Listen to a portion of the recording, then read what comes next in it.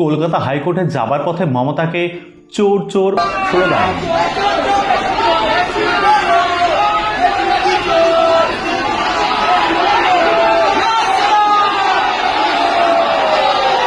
কালো গাউনে আইনজীবী মমতা, কিন্তু বার কাউন্সিলে আদৌ নাম আছে তো? অর্থাৎ আইনজীবী হিসাবে ভুল নয় তো প্রাক্তন মুখ্যমন্ত্রী?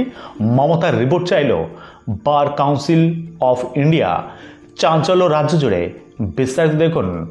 ভোট পরবর্তী হিংসার অভিযোগ নিয়ে কলকাতা হাইকোর্টের দ্বারস্থ হয়েছে তৃণমূল নেত্রী মমতা বন্দ্যোপাধ্যায় স্বয়ং ওই মামলায় আইনজীবী প্রদস্তুর আইনজীবীর পোশাকে বৃহস্পতিবার উচ্চ আদালতে গিয়েছিলেন তিনি, সওয়ালও করেছেন। তারপরেই এ রাজ্যের বার কাউন্সিলকে চিঠি দিল বার কাউন্সিল অফ ইন্ডিয়া। আইনজীবী মমতা সম্পর্কে সুনির্দিষ্ট তথ্য চেয়েছে তারা। বিসিআই জানতে চেয়েছে পশ্চিমবঙ্গ বার কাউন্সিল প্রাক্তন মুখ্যমন্ত্রীর নাম কবে অন্তর্ভুক্ত করেছিল, মমতার লিগাল প্র্যাকটিস স্ট্যাটাস অর্থাৎ আইনি পেশা সংক্রান্ত তথ্য জানতে চেয়েছে দেশের আইনজীবীদের নিয়ন্ত্রক সদন প্রদানকারী প্রতিষ্ঠান। ঠিক কবে আইনজীবী হিসাবে মমতার নাম তালিকাভুক্ত হয়েছে, পেশা স্থগিত এবং পুনরায় শুরু তথা মমতার আইনি পেশার সংশয়পত্র দেখতে চেয়েছে তারা।